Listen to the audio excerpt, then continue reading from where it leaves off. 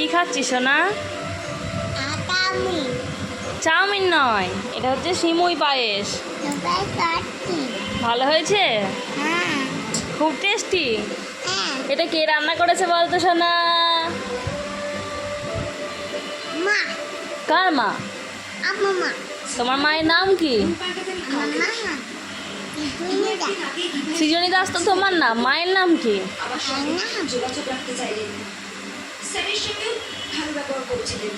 কি বল? প্রিয়া কে হয়? প্রিয়া দাস কে হয়? হ্যাঁ, তাহলে এতক্ষণ বলতে পারছিলিস না কেন?